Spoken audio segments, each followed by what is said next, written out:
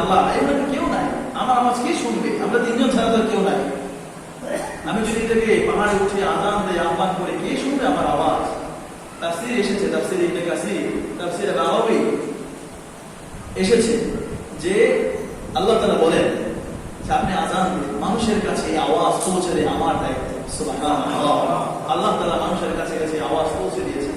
তখন ইব্রাহিম আলাইহিস সালাম পাহাড়ের উপর উঠে হজের জন্য মানুষকে আহ্বান করেছিলেন, এবং আল্লাহ তাআলা পৃথিবীতে যত মানুষ তখন পৃথিবীতে অবস্থানরত ছিল এবং কিয়ামতের আগ পর্যন্ত আসবে, পৃথিবীতে তাদের অস্তিত্ব আসেনি, তাদের কানে পর্যন্ত আল্লাহ তাআলা ওই আওয়াজ পৌঁছে দিয়েছিলেন।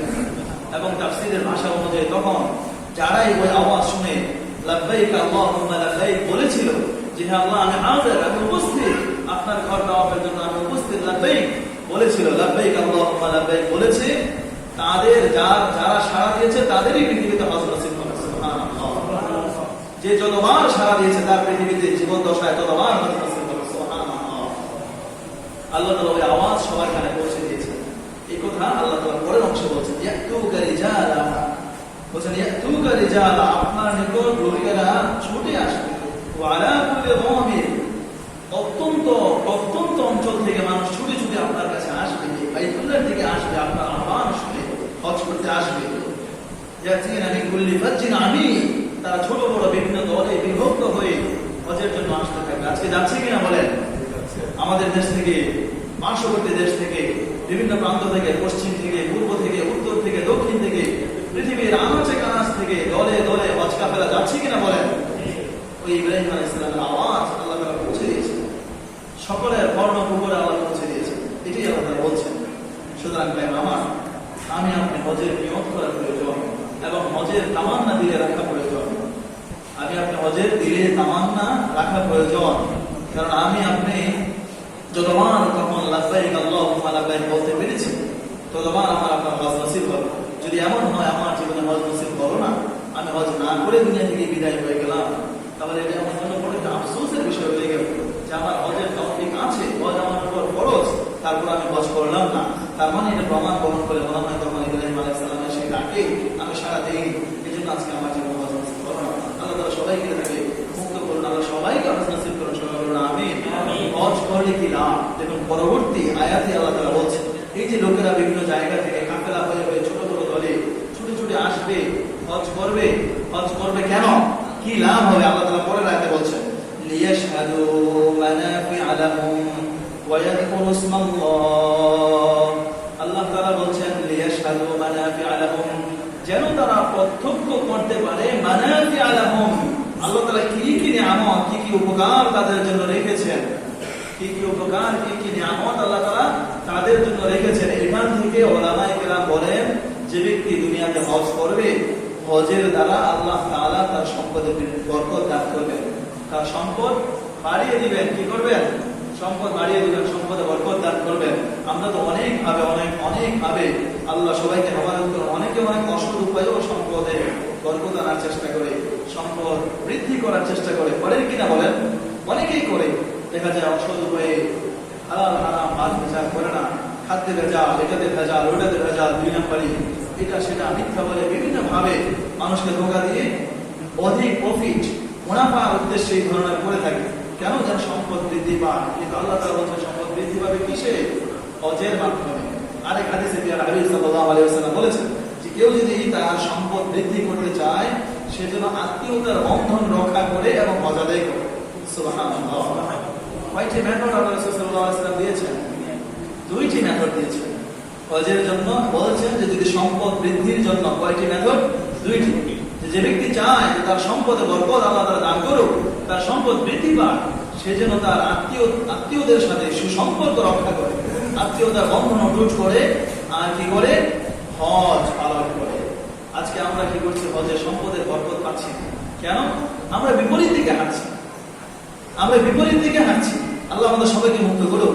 আল্লাহ রাসূল সাল্লাল্লাহু আলাইহি ওয়াসাল্লাম বলেছেন যে সম্পদ বৃদ্ধির জন্য, সম্পদে বরকত পাওয়ার জন্য আত্মীয়তার সম্পর্ককে অটুট করতে, আত্মীয়দের সাথে দৃঢ় সম্পর্ক করতে। আর আজকে আমরা কি করি? ভাইয়ে ভাইয়ে মারামারি, আত্মীয়দের সাথে দুঃসম্পর্ক, শুধুমাত্র সম্পদকে কেন্দ্র করে। আলহামদুলিল্লাহ। তাহলে আমাদের পথ চলা কি উল্টা হলো কিনা বলেন?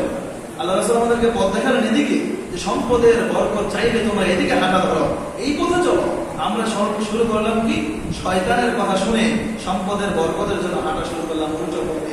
আল্লাহ রাসূল বললেন যে সম্পদের বরকত চাইলে আত্মীয়দের সাথে সুসম্পর্ক রক্ষা করো, আত্মীয়দের বন্ধনকে অটুট করো, মজবুত করো, তোমার সম্পদে বরকত হবে।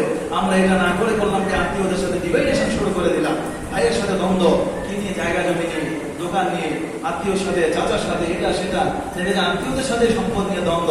এমনকি নাউজুবিল্লাহ এমন কথাও বের হয়েছে, কি বলে যে আপনের চেয়ে পর ভালো, পরের চেয়ে জঙ্গল ভালো, নাউজুবিল্লাহ। এই কথা মানুষের মুখে মুখে প্রচারিত, কিন্তু দেখেন কত টেকনিক্যালি, এটা কত নোংরা একটা কথা। আপনের চেয়ে পর ভালো, এটা কোনোদিন হতে পারে?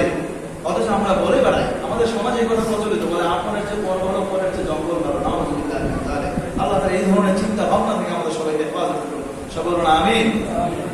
আমরা আত্মীয়তার বন্ধন অটুট করবো। আর দ্বিতীয় কথা, আল্লাহ রাসূল সাল্লাল্লাহু আলাইহি ওয়াসাল্লাম বলেছেন, সম্পদে বরকত চাইলে কি করতে? হজ করতে। সেজন্য হজ করার দ্বারা আল্লাহ তাআলা সম্পদে বরকত দান করবেন, যেটা আল্লাহ তাআলাও কোরআনে বলেছেন যে মানুষ হজের জন্য প্রান্ত থেকে, বিভিন্ন জায়গা থেকে ছুটে আসবে, দলে দলে, ছোট বড় দলে আসবে, লিয়াশহাদু মানাফিআ লাহুম, মানাফিআ মানে উপকার, যেন তারা দেখতে পারে, শাহাদাত সাধনের প্রত্যক্ষদর্শী হতে পারে।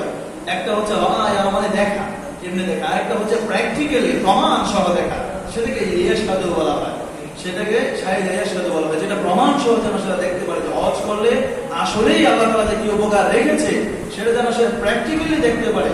এই জন্য আল্লাহ তাআলা হজকে আমাদের জন্য দিয়েছেন, বলে ইয়াশহাদু মানাফিআ লাহুম ওয়া ইয়াযকুরু ইসমাল্লাহ, যেন তারা প্রত্যক্ষভাবে আল্লাহ তাআলা কি উপকার তাদের জন্য হজে রেখেছেন, কি নিয়ামত আল্লাহ তাআলা তাদের জন্য রেখেছেন, এটা যেন তারা দেখতে পারে। এই জন্য আল্লাহ তাআলা আমাদেরকে হজ ফরজ করে দিয়েছেন। এবং এই প্রথম 10 দিনের কথা আল্লাহ তাআলা তারপরে বলেছেন, ওয়ায়াযকুরু ইসমাল্লাহি ফি আইয়ামিন মা'লুমাত, এবং নির্দিষ্ট কিছু দিবসে তারা আল্লাহ তাআলাকে অধিক পরিমাণে স্মরণ করবে। এই নির্দিষ্ট দিবসগুলো কি বলুন? আশারু যিলহিজ্জা, জিলহজ মাসের এই প্রথম 10 দিন, জিলহজ মাসের এই প্রথম 10 দিন। তাহলে হজ করলে প্রথম উপকার আমরা কি পেলাম? হজের দ্বারা সম্পদ বৃদ্ধি হয়, দুনিয়াবী উপকার। হজের দ্বারা কি হয়? সম্পদ বৃদ্ধি হয়। সুতরাং সম্পদ বৃদ্ধি কে কে চায় বলো? একটু হাত উঠায় যে আমাদের এখানে কারা কারা চায় যে আমাদের সম্পদ বৃদ্ধি হোক? কি বলে? কেউ মনে হয় যে মাঝে মাঝে ছোট বাচ্চারা বলে, তোমরা মনে হয় চাও না তোমাদের সম্পদ বৃদ্ধি হোক। এখন সম্পদ নাই, ভবিষ্যতে তো হবে। আল্লাহ সবার সম্পদকে বৃদ্ধি করে দেন। সবাই বলুন আমিন। আল্লাহ সবাই যে হালাল রুজি দান করে, হালাল সম্পদে ওসমান রাদিয়াল্লাহু তাআলা আনহু সম্পদ দান করে, সবাই বলুন আমিন। ওসমান রাদিয়াল্লাহু তাআলা আনহু, ওসমান রাদিয়াল্লাহু তাআলা আনহু যদি আমরা কাউন্ট করতে যাই, পৃথিবীর শ্রেষ্ঠ ধনী আমরা বলি কি বিল গেটস, অথবা বলি কি যে ফেসবুক বা ইয়ার যে প্রতিষ্ঠাতা মার্ক জুকারবার্গ, অথবা বলি কি ইলন মাস্ক, তাদের কথা হবে না। যদি অ্যাকচুয়ালি আপনি কাউন্ট করতে চান, 1400 বছর আগে থেকে নিয়ে এখনো পর্যন্ত ওসমান রাদিয়াল্লাহু তাআলার সম্পদ বিদ্যমান। এখনো পর্যন্ত ওসমান রাদিয়াল্লাহু তাআলা আনহুর সম্পদ বিদ্যমান। ব্যাংক ফয়সাল, সৌদি আরবের একটি প্রসিদ্ধ ব্যাংক ফয়সাল, ওসমান রাদিয়াল্লাহু তাআলার নামে একটি অ্যাকাউন্ট আছে এখনো পর্যন্ত, ব্যাংক অ্যাকাউন্ট, যেখান থেকে শুধুমাত্র কল্যাণমূলক কাজ হয়, বিভিন্ন কল্যাণমূলক কাজ সেখান থেকে হয়ে থাকে। দরিদ্র দুস্থদেরকে এখনো দান সদকা, শুধু দান সদকাই হচ্ছে। আপনি দেখুন আল্লাহ তাআলা কেমন সম্পদ আমাকে দান করেছিলেন, সম্পদে কেমন বরকত দান করেছিলেন। আল্লাহ রাসূল সাল্লাল্লাহু আলাইহি ওয়াসাল্লামের সময় সবচেয়ে বেশি আর্থিক সহযোগিতা আল্লাহ রাসূলকে তিনি করতে পেরেছিলেন ওসমান রাদিয়াল্লাহু তাআলা আনহু। এবং ওসমান রাদিয়াল্লাহু তাআলার উপাধি ছিল আরবদের কাছে ওসমান আল গনি। কি বলতেন সবাই? ওসমান আল গনি। আল গনি মানে অধিক প্রাচুর্যের অধিকারী, যে অনেক ধনাঢ্য ওসমান। আরবের মক্কার কুরাইশদের কাছে ওনার উপাধি কি ছিল? ওসমান আল গনি, প্রাচুর্যের অধিকারী, ধনাঢ্য ওসমান। সে ওসমান রাদিয়াল্লাহু তাআলা আনহুর সম্পদ এত বেশি ছিল, আজও পর্যন্ত ওনার নামে অ্যাকাউন্ট আছে, এবং ওই অ্যাকাউন্ট থেকে আজও লক্ষ লক্ষ মানুষকে উপকার করা হচ্ছে, ডোনেশন দেওয়া হচ্ছে। এখনো পর্যন্ত আল্লাহ ওই সম্পদকে অপূরন্ত রেখেছেন। মাশাআল্লাহ। তাহলে উনি ছিলেন এত বড় ধনী। আল্লাহ তাআলা আমাদের সকলকে হালাল রিজিক দিয়ে ওনার মতো ধনী করে দেন। সবাই বলুন আমিন। সম্পদের প্রয়োজন আছে কিনা বলেন, কিন্তু সঠিক পথে, ওসমান রাদিয়াল্লাহু তাআলার মতো সঠিক পথে উপার্জনও হবে, সঠিক পথে ব্যয় হবে। কোথায়? সঠিক পথে। মসজিদের প্রয়োজনে, মাদ্রাসার প্রয়োজনে, দ্বীনের প্রয়োজনে, নিজের প্রয়োজন। ওসমান রাদিয়াল্লাহু তাআলা নিজের প্রয়োজনে তালি দিয়ে কাপড় ব্যবহার করতেন। কি করতেন? কাপড়ে তালি দিতেন। নিজের প্রয়োজনে খরচ করতে খুব হিসাব করতেন। এটা তো নতুন কাপড় না নিলেও চলবে, একটু ছিঁড়ে গেছে, তালি দিয়ে ব্যবহার করে। যুদ্ধে গিয়েছিলাম, দরবারের একটা পোস্ট লেগেছে, সেটা একটু তালি দিয়ে দিলে হয়ে যায়, সমস্যা নেই, তালি দিয়েও নেই কাপড় করতেন। কিন্তু দান সৎকার ব্যাপারে আসলে ওসমান রাদিয়াল্লাহু আনহু সবসময় ওনার টার্গেট ছিল যে সবচেয়ে বেশি যেন আমি দান করতে পারি। অনন্ত অসীম দান ছিলেন, অসীম দান ছিলেন, চিন্তা ভাবনা ছাড়া দান করতেন। কিসের জন্য? দিনের জন্য খরচ করতে কোনো চিন্তা করতেন না, কিন্তু কিসের জন্য চিন্তা করতেন? নিজের জন্য। আর আজকে আমাদের অবস্থা উচ্চা হয়ে গেছে, আল্লাহ আমাদের সবাইকে হেফাজত করুন। আজকে দিনের জন্য খরচ আসলে মসজিদের কাজের জন্য আজকে কতদিন যাবত আমাদের মসজিদের কাজ আজকে আছে, আমরা মসজিদের জন্য কালেকশন করছি এখনো সেই লক্ষ্যে পৌঁছতে পারিনি যে টার্গেট অনুযায়ী অর্থ সম্পদ হলে আমরা আমাদের মসজিদের কাজকে আবার পুনরায় শুরু করতে পারি। এটা অত্যন্ত দুঃখজনক।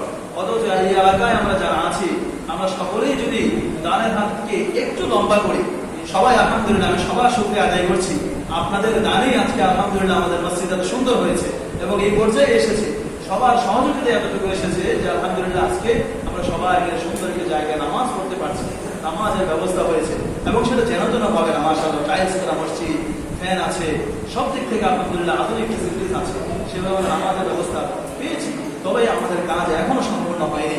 আমরা যদি দানের হাতকে আরেকটু প্রসারিত করি, আমাদের দানের হাতকে যদি আরেকটু প্রসারিত করি, আমি মনে করি যে হয়তো বা বেশি দিন সময় লাগবে না আমাদের মসজিদের কাজ সম্পূর্ণ হতে। কি বলেন, আপনারা কি আমার সাথে একমত? আল্লাহ তাআলা সবাইকে কবুল করুন, সবাই বলেন আমিন। আমাদের সকলের অর্থ সম্পদকে মসজিদের জন্য কবুল করুন, সবাই বলেন আমিন। আমরা সবাই দানের হাতকে আরেকটু প্রসারিত করার চেষ্টা করবো ইনশাআল্লাহ।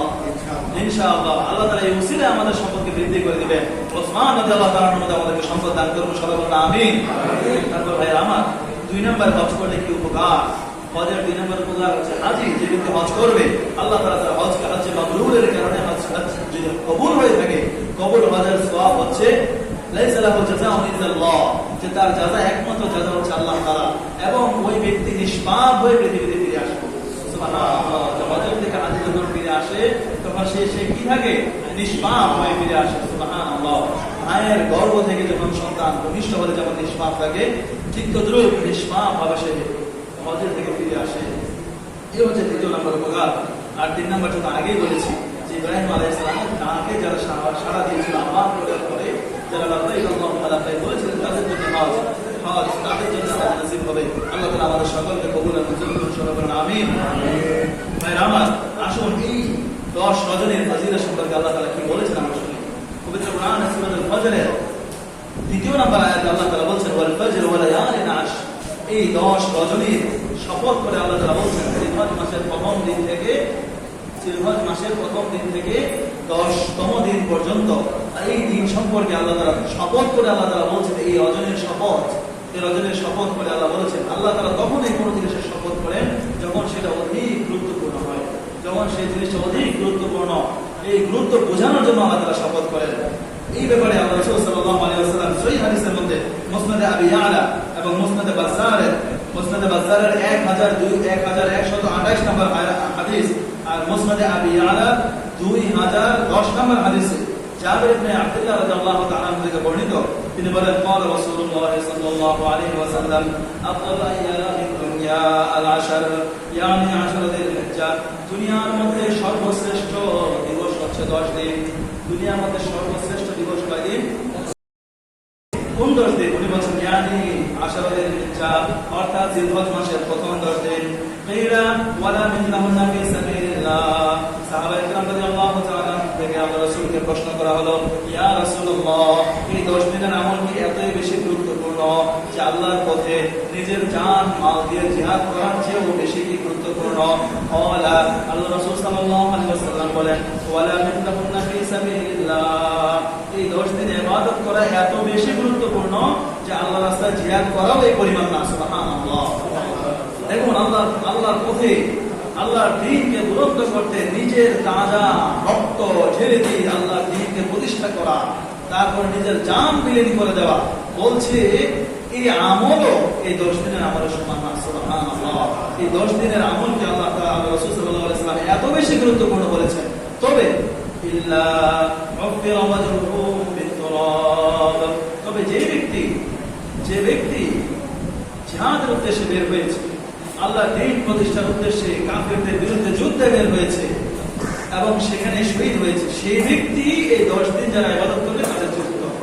তাহলে 10 দিন যারা ইবাদত করবে তাদের স্তর আল্লাহ রাসূল সাল্লাল্লাহু আলাইহি ওয়াসাল্লাম কোথায় রেখেছেন? কোথায় রেখেছেন বলুন? একেবারে টপে। যে ব্যক্তি প্রাণ দিয়ে দিল আল্লাহর রাস্তায়, আল্লাহর দ্বীনকে বুলন্দ করার জন্য, সে হচ্ছে সর্বোচ্চ স্তরের। তার পরের স্তরই হচ্ছে যারা এই 10 দিনকে ভালোভাবে গুরুত্ব দিয়ে লুফে নিল, এই 10 দিনে ভালোভাবে ইবাদত করল। সুবহানাল্লাহ। বুখারী শরীফের 9069 নম্বর হাদিসে অনুরূপভাবে বর্ণনা এসেছে। সেখানে আল্লাহ রাসূল সাল্লাল্লাহু আলাইহি ওয়াসাল্লাম সাহাবায়ে কেরাম রাদিয়াল্লাহু তাআলা আনহুম বলেন, ক্বালু ওয়ালা মিসলাহুন্না ইয়া রাসূলুল্লাহ, বললেন যে জিহাদে যারা যায় তাদের মতও কি এটা না? তারাও কি এদের মতো সওয়াবের অধিকারী হবে না? আল্লাহ রাসূল বলেন যে ক্বালা ওয়ালা মিসলাহুন্না ফি সাবিলিল্লাহ, যারা এই দিবসগুলোতে, রজনীগুলোতে ইবাদত করবে, জিহাদে যাওয়ার চেয়ে এই রজনীতে ইবাদত করা অধিক ফজিলতপূর্ণ। জিহাদে যারা যাচ্ছে তারাও এত বেশি সওয়াব পাবে না। তবে যে ব্যক্তি নিজের সম্পদ, নিজের জান, নিজের সর্বস্ব নিয়ে আল্লাহর রাস্তায় বের হয়েছে আল্লাহর দ্বীনকে বুলন্দ করার জন্য, এবং সেখান থেকে আর ফিরে আসেনি, সেখানে শহীদ হয়ে গিয়েছে, সে এক্সেপশন। সে কি এক্সেপশন? সে তাদের চেয়েও বেশি উত্তম, কারণ সে নিজের জীবন বিলীন করে দিয়েছে আল্লাহর রাস্তায়। তারপরের স্তরই হচ্ছে এটা। তাহলে এই 10 দিনের ব্যাপারে আমরা জানতে পারলাম যে ইবাদত করা অধিক গুরুত্বপূর্ণ। এই 10 দিনে আমরা কি কি ইবাদত করব, আসুন আমরা শুনি। বুখারী শরীফে এসেছে, আর আব্দুল্লাহ ইবনে উমর রাদিয়াল্লাহু তাআলা আনহু আন নবী সাল্লাল্লাহু আলাইহি ওয়াসাল্লাম قال ما من ايام اعظم عند الله ولا احب اليه العمل فيهن। হযরত আব্দুল্লাহ ইবনে উমর রাদিয়াল্লাহু তাআলা আনহু থেকে বর্ণিত, তিনি বলেন রাসূলুল্লাহ সাল্লাল্লাহু আলাইহি ওয়াসাল্লাম বলেছেন, পৃথিবীতে যত দিবস এবং রজনী আসে আর যায়, তার মধ্যে এমন কিছু রজনী রয়েছে যা সবচেয়ে বেশি উত্তম। আ'যাম ইনদাল্লাহ, আল্লাহ তাআলার নিকট সবচেয়ে বেশি উত্তম। ওয়ালা আহাব্বা ইলাইহি, এবং এই 10 দিনের মতো অধিক পছন্দনীয় সময় আল্লাহর কাছে আর নেই। সেটা কি? আল আমালু ফীহিন্না মিন আইয়ামি আশরি যিল হিজ্জা, বলছে 10 যিল হিজ্জা, জিলহজ মাসের এই 10 দিন, এই 10 দিনে ইবাদত করা আল্লাহ তাআলার কাছে এত প্রিয় যে অন্যান্য দিনে ইবাদত করার তুলনায় অধিক বেশি প্রিয় আল্লাহর কাছে এই 10 দিনে ইবাদত করা। তাহলে এই 10 দিনে কি ইবাদত করব আমরা? আল্লাহ রাসূল বলছেন, আল্লাহ রাসূলের মুখে শুনুন, ফাআকতিরু ফীহিন্না মিনাত তাসবিহ ওয়াত তাকবীর ওয়াত তাহমীদ ওয়াত তাহলিল। সুতরাং এই দুনিয়ার মানুষ, হে মুমিনগণ, তোমরা এই দিবসগুলোতে আকতিরু, অধিক করো, বেশি বেশি করতে থাকো। কি করবে বেশি বেশি? মিনাত তাসবিহ, বেশি বেশি তাসবিহ করো। সুবহানাল্লাহ সুবহানাল্লাহ সুবহানাল্লাহ, বেশি বেশি কি করব আমরা? সুবহানাল্লাহর জিকির করো, বেশি বেশি সুবহানাল্লাহ তাসবিহ করো। ওয়াত তাকবীর, এবং তাকবীর করো। আল্লাহু আকবার আল্লাহু আকবার আল্লাহু আকবার, অধিক পরিমাণ আল্লাহু আকবারের জিকির করো। ওয়াত তাহমীদ, আলহামদুলিল্লাহ আলহামদুলিল্লাহ আলহামদুলিল্লাহ আলহামদুলিল্লাহ জিকির করো অধিক পরিমাণে। ওয়াত তাহলিল, তাহলিল লা ইলাহা ইল্লাল্লাহ লা ইলাহা ইল্লাল্লাহ, অধিক পরিমাণে লা ইলাহা ইল্লাল্লাহ জিকির করো। তাহলে আল্লাহ রাসূল সাল্লাল্লাহু আলাইহি ওয়াসাল্লাম আমাদেরকে শিক্ষা দিয়েছেন কি করতে। বলছে এই দিবসগুলোতে আকতিরু ফীহিন্না মিনাত তাসবিহ ওয়াত তাকবীর ওয়াত তাহমীদ ওয়াত তাহলিল। বুখারী শরীফের হাদিস। বলছে এই দিবসগুলোতে তোমরা বেশি বেশি সুবহানাল্লাহ আলহামদুলিল্লাহ আল্লাহু আকবার লা ইলাহা ইল্লাল্লাহ এর জিকির বেশি বেশি করো, এর জিকির বেশি বেশি করো। এবং পবিত্র কোরআনে আল্লাহ তাআলাও বলছেন, ওয়ায়াযকুরু ইসমাল্লাহ, সূরাতুল হজ্জের 28 নম্বর আয়াত আমরা বলেছি, লিয়াশহাদু মানাফিআ লাহুম ওয়ায়াযকুরু ইসমাল্লাহ। এই দিবসগুলোতে যেন মুমিন বান্দারা অধিক পরিমাণে আল্লাহ তাআলার নামকে স্মরণ করে, আল্লাহ তাআলার জিকির করে। ওয়ায়াযকুরু ইসমাল্লাহ, অধিক পরিমাণে আল্লাহ তাআলার জিকির করে। তাহলে আমরা 1 নম্বর আমল পেলাম। কি পেলাম? 1 নম্বর আমল অধিক পরিমাণে আল্লাহ তাআলার জিকির করা। কোন কোন জিকির করা? সুবহানাল্লাহ ওয়ালহামদুলিল্লাহ আল্লাহু আকবার লা ইলাহা ইল্লাল্লাহ, এই জিকিরগুলো বেশি বেশি করা। তারপর এই 10 দিনে, এই 10 দিনের যে আমল, এটা আজকে আমাদের সমাজে কেমন যেন বিলুপ্তির পথে চলে গিয়েছে। এক সময় আমলটি খুব প্রচলিত ছিল এবং দেখা যেত গ্রামের মুরব্বীরাও জানতেন, ওনারাও করতেন। কিন্তু আজকে এই আমলটি আমাদের সমাজ থেকে বিলুপ্তির পথে চলে গিয়েছে। অথচ এটা সহিহ মুসলিম শরীফে বর্ণিত। কোথায় বর্ণিত? সহিহ মুসলিমের 1977 নম্বর আয়াত। আজকে আফসোসের বিষয়, যারা হাদিস অনুসরণ করেন এমন অনেক ভাইকেও দেখা যায় এই আমল করতে, এবং আরো দুঃখের বিষয় হচ্ছে এমন অনেকে বিরোধিতাও করেন। আলহামদুলিল্লাহ, অথচ বুখারী মুসলিম শরীফের 1977 নম্বর হাদিস। কত নম্বর বললাম? মুসলিম শরীফের 1977 নম্বর হাদিসে আল্লাহ রাসূল সাল্লাল্লাহু আলাইহি ওয়াসাল্লাম বলেন, আর উম্মে সালামা রাদিয়াল্লাহু তাআলা আনহা قالت قال رسول الله صلى الله عليه وسلم إذا رأيتم هلال ذي الحجة إذا رأيتم هلال ذي الحجة فأراد أحدكم أن يضحي فليمسك عن شعره وأظفاره। তোমাদের মধ্যে যখন কোনো ব্যক্তি হিলাল শাহরি যিল হিজ্জা জিলহজ মাসের চাঁদ দেখবে, আরবি মাস শুরু হয় কখন থেকে? মাসের চাঁদ দেখা থেকে। কি বলেন, আরবি মাস কখন থেকে শুরু হয়? চাঁদ দেখা থেকে শুরু হয়। যখন জিলহজ মাসের চাঁদ দেখবে, অর্থাৎ জিলহজ মাস শুরু হবে জিলহজ মাসের 1 তারিখ থেকে, প্রথম দিন থেকে যখন কেউ জিলহজ মাসের চাঁদ দেখবে, মানে জিলহজ শুরু হবে, তখন থেকে সে কি করবে? এবং সে কোরবানি করতে চায়, আর কোরবানি না করলে কোরবানির সওয়াব পেতে চায়। কি করে? যাদের কোরবানির সামর্থ্য আছে তারা তো করবেন এই আমল, যাদের কোরবানির সামর্থ্য নাই কিন্তু কোরবানির সওয়াব পেতে চায়। কি করে?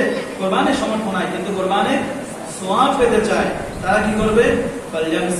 ফালইয়ামসিক আন শারিহি ওয়া আযফারি, তাহলে সে যেন তার শান চুল কাটা থেকে বিরত থাকে, ওয়া আযফারি, এবং তার নখ কাটা থেকে বিরত থাকে। অর্থাৎ জিলহজের শুরু হওয়ার আগ থেকে সে তার নখ চুল কেটে প্রস্তুত থাকবে। জিলহজ মাস শুরু হওয়ার পর থেকে তার নখ চুল মোচ গোফ আরো যত ধরনের শরীরের অবাঞ্ছিত পশম আছে কোনো কিছু সে আর কাটবে না। জিলহজের কোরবানির পরে সে কাটবে। কি করবে? কোরবানি পর্যন্ত সেগুলোকে আর সে কাটবে না, এগুলোকে রেখে দেবে, কোরবানির পরে কাটবে। তাহলে তার জন্য একটি উযহিয়ার সওয়াব আল্লাহ তাআলা তাকে দান করবেন। কি করবেন? একটি উযহিয়ার সওয়াব। উযহিয়া মানে কোরবানির সওয়াব আল্লাহ তাআলা তাকে দান করবেন। তাহলে কি করা? চুল, নখ, মোচ আরো অবাঞ্ছিত যা কিছু রয়েছে শরীরে অবাঞ্ছিত পশম, সেগুলো আর কর্তন না করে কি করা? একেবারে কোরবানির সময় সেগুলোকে কর্তন করা। কোরবানির পরে যদি সেগুলোকে কর্তন করা হয় তাহলে এর দ্বারা একটি কোরবানির সওয়াব পাওয়া যায়। সুবহানাল্লাহ। আমরা যারা এই সুযোগ আছে আমরা আমল করার চেষ্টা করবো ইনশাআল্লাহ। সবাই বলুন আমিন।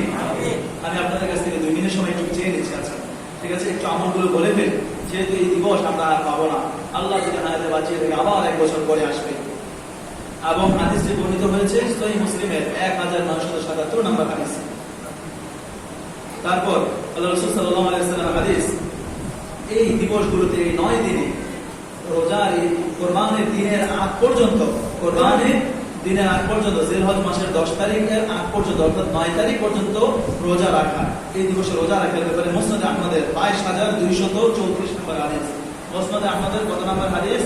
22,234 নম্বর হাদিসে এসেছে। মুসনাদে আহমদের 40,000-এর অধিক হাদিস আছে। সুবহানাল্লাহ। একটি কিতাবে